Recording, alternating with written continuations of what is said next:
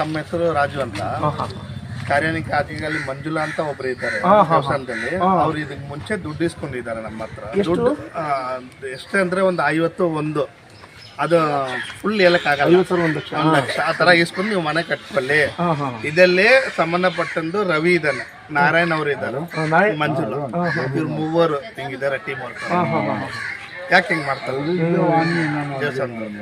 ಇವಾಗ ಯಾಕೆ ಬಂದಿಲ್ಲ ಅವರು? ಜಗಳ ಆದ್ಮೇಲೆ ಪ್ರಶ್ನೆ ಇದೇನೆ. ಇದು ನಿಜವಾದ ಸೂಕ್ತವಾದ ಉತ್ತರ. ಸುಮ್ಮನೆ ಹೂ ಅಂತ ಅಂದ್ರೆ ಉಪಯೋಗ ಇಲ್ಲ. ವಸ್ತುಸ್ಥಿತಿ ಏನು, ಮೂಲ ಏನು ಇಲ್ಲಿ ತಿಳ್ಕೊಳ್ಬೇಕಾದಂತ ವಿಚಾರ. ನಮ್ಮ ಮೇಲೆ ಗ್ರಾಂಡ್ ಆಗಿರೋದು 1989 ಗ್ರಾಂಡ್ ಆಗಿದೆ, ನಮ್ ಗ್ರಾಂಡ್ ಆಗಿರೋ. ಅದು ಯಾಕೆ ಕ್ಯಾನ್ಸಲ್ ಮಾಡಿ? ಯಾರು ಮಾಡಿರೋದು? ಯಾಕೆ ಕ್ಯಾನ್ಸಲ್ ಮಾಡಿ? ಈಗ ನಮಗೆ ಆ ಡೀಟೇಲ್ ಇವಾಗ ಎತ್ತಿದ್ದೇವೆ. ಮೋಸ್ಟ್ಲಿ ಇವತ್ತು ರಿಪೋರ್ಟ್ ಬರ್ತಾ ಇದೆ ಕೋರ್ಟ್ ಮೂಲೆಯಿಂದ.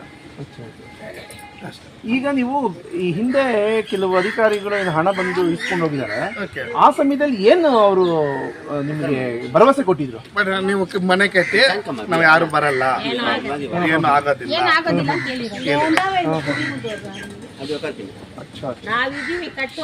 ನಾವು ನಿಮ್ ಸಪೋರ್ಟ್ ಇದ್ದೀವಿ, ದೇವಸ್ಥಾನದ ನಾವು ನಿಮ್ ಸಪೋರ್ಟ್ ಇದ್ದೀವಿ, ದುಡ್ಡು ಕೊಡಿ, ನಿಮ್ ತೊಂದರೆ ಕೊಡಲ್ಲ ನಾವು.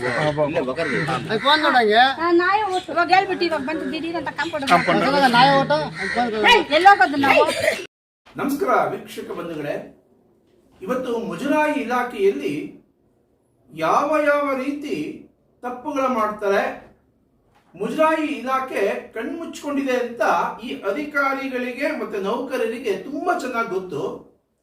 ಕೆಲವು ಅಧಿಕಾರಿಗಳಂತೂ ಭಿಕ್ಷೆಯನ್ನ ಯಾವ ಪರಿಯಲ್ಲಿ ಕೇಳ್ತಾರೆ, ಭಿಕ್ಷೆ ಬೇಡೋದ್ರಲ್ಲೂ ಈ ರೀತಿನೂ ಕೇಳಬಹುದಾ ಅಂತ ಅನ್ನೋದು ಸಾರ್ವಜನಿಕ ವಲಯದಲ್ಲಿ ಆಶ್ಚರ್ಯ ಆಗುವ ರೀತಿಯಲ್ಲಿ ಈ ಭಿಕ್ಷಕರು ಭಿಕ್ಷೆ ಬೇಡ್ತಾರೆ.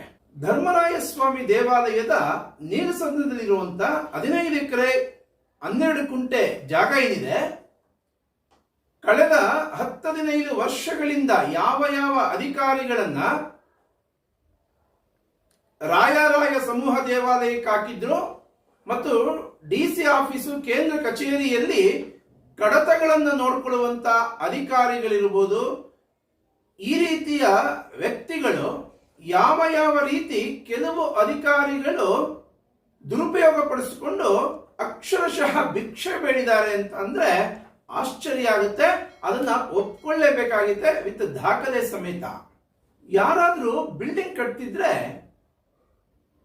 ಅದನ್ನ ನಿಲ್ಲಿಸ್ಬೇಕು, ಏಕೆಂದ್ರೆ ಅಧಿಕಾರಿಗಳಲ್ವಾ, ಹೋಗಿ ನಿಲ್ಲಿಸಿ ನೋಡಮ್ಮ, ಇದು ಧರ್ಮರಾಯ ಸ್ವಾಮಿ ದೇವಸ್ಥಾನದ ಜಾಗ, ಮುಜರಾಯಿ ಇಲಾಖೆ ಜಾಗ, ಇಲ್ಲಿ ಕನ್ಸ್ಟ್ರಕ್ಷನ್ ಇಲ್ಲಿಗೆಲ್ಲ ಕಟ್ಟಬಾರದು ಅಂತ ಹೇಳಬೇಕಾಗಿತ್ತು.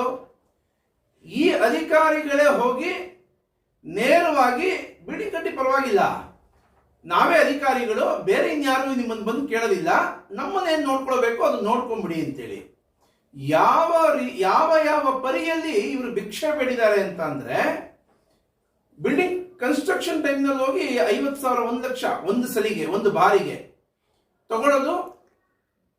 ಅವರು ಕೊಡುವಂತವ್ರು ಎಷ್ಟು ಬುದ್ಧಿವಂತರು ಅಂದ್ರೆ, ಕೆಲವರಂತೂ ವಿಡಿಯೋ ಮಾಡ್ಕೊಂಡಿದ್ದಾರೆ, ಫೋಟೋಗಳು ಇಟ್ಕೊಂಡಿದ್ದಾರೆ, ವಿತ್ ದಾಖಲೆ ಸಮೇತ ಹಣವನ್ನು ಕೊಟ್ಟಿರುವಂತ ಉದಾಹರಣೆಗಳು ಇದೆ. ರಾಯರಾಯ ಸಮೂಹ ದೇವಾಲಯದಲ್ಲಿ ಅಧಿಕಾರಿಯಾಗಿದ್ದಂತ ಮಂಜುಳಾ ಅವರು ಏನೀಗ ಅವರನ್ನು ಯಾವುದೇ ಇಲಾಖೆಗೆ ಹಾಕಿದ್ರು ಭ್ರಷ್ಟಾಚಾರ ಮಾಡೋದು ಅವರ ಜನ್ಮಸಿದ್ಧ ಹಕ್ಕು ಅಂತ ಅವರು ಅಂದ್ಕೊಂಡ್ಬಿಟ್ಟಿದ್ದಾರೆ. ಆ ಲೇಡಿ ನೇರವಾಗಿ ಹೋಗೋದು, ಬಿಲ್ಡಿಂಗ್ ಕನ್ಸ್ಟ್ರಕ್ಷನ್ ಆಗ್ತಿದ್ರೆ ನೀಲಸಂದ್ರದಲ್ಲಿ ನೇರವಾಗಿ ಹಣ ಕೇಳುವಂಥದ್ದು, ಹಣವನ್ನು ತಗೊಂಡೋಗುವಂಥದ್ದು. ಅದ ನಂತರ ಬಂದಂತ ಇನ್ನೊಬ್ಬ ಶ್ರೀನಿವಾಸ ಮೂರ್ತಿ ಅವರೇನಿದ್ದಾರೆ, ಅವರು ಒಂದು ಮಾನದಂಡ ಇಟ್ಕೊಂಡಿದ್ದಾರೆ, ಎಲ್ಲೂ ಕೂಡ ದಾಖಲೆ ಬಿಟ್ಟು ಕೊಡದ ರೀತಿಯಲ್ಲಿ ಪ್ರಯತ್ನ ಮಾಡ್ತಾರೆ. ಆದರೂ ಭಗವಂತನ ಸಂಕಲ್ಪ ಸಿಕ್ಕಿ ಬೀಳ್ತಾರೆ. ಇವರಿಗೆ ಬೇಕಾದ ನೌಕರರನ್ನ ಅಲ್ಲಿಗೆ ಕಳಿಸುವಂತದ್ದು, ಆ ಕನ್ಸ್ಟ್ರಕ್ಷನ್ ಸಮಯದಲ್ಲಿ ಎಷ್ಟು ಬೇಕೋ ಅಷ್ಟು ಹಣವನ್ನ ತಗೊಂಡ್ಬರುವಂಥದ್ದು. ಉದಾಹರಣೆಗೆ ಅವರು 1 ಲಕ್ಷ ರೂಪಾಯಿ ಕೊಟ್ಟರು ಅಂದ್ರೆ 80,000 ಜೇಬು ಬಿಟ್ಕೊಡೋದು, ಇನ್ನು 20,000 ಶ್ರೀನಿವಾಸ ಮೂರ್ತಿ ಕೊಡೋದು. ಆಹಾ, ಎಂತ ಕಿಲಾಡಿಗಳ್ರಿ ಇವರೆಲ್ಲ. ಒಬ್ಬ ಸೆಕ್ಯೂರಿಟಿ ಒಂದು ಮನೆನೇ ಕಟ್ಕೊಂಡು ಬಾಡಿಗೆ ಕೊಟ್ಬಿಟ್ಟಿದ್ದಾರೆ. ಆಹಾ, ಎಂತ ದುರ್ದೈವ ಅಂತ ಅಂದ್ರೆ,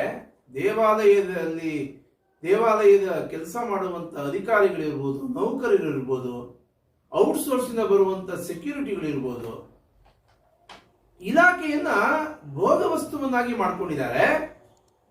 ಅವ್ರಿಗೂ ಚೆನ್ನಾಗಿ ಗೊತ್ತು ಇಲಾಖೆ ಕಣ್ಮುಚ್ಕೊಂಡಿರುತ್ತೆ, ಯಾರೂ ನೋಡೋದಿಲ್ಲ ಅಂತೇಳಿ.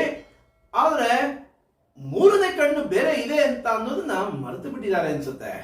ಮಾನ್ಯ ಸಚಿವರೇ, ಕಾರ್ಯದರ್ಶಿಗಳೇ, ಆಯುಕ್ತರೇ, ಇದರಲ್ಲಿ ಯಾರ್ಯಾರು ಇನ್ವಾಲ್ವ್ ಆಗಿದ್ದಾರೆ ಇವರನ್ನೆಲ್ಲ ಮುಜರಾಯಿ ಇಲಾಖೆಯಿಂದ ಉಚ್ಚಾಟನೆ ಮಾಡಿ, ಇವರಿಗೆ ನಾಗರಿಕ ಸಮಾಜದಲ್ಲಿ ಬದುಕೋದಕ್ಕೆ ಅರ್ಹತೆನೇ ಇಲ್ಲ, ಇದನ್ನ ಮುಕ್ತವಾಗಿ ತನಿಖೆ ಮಾಡಬೇಕು ಅಂತ ಆಗ್ರಹ ಮಾಡ್ತಾ ಇದ್ದೀನಿ.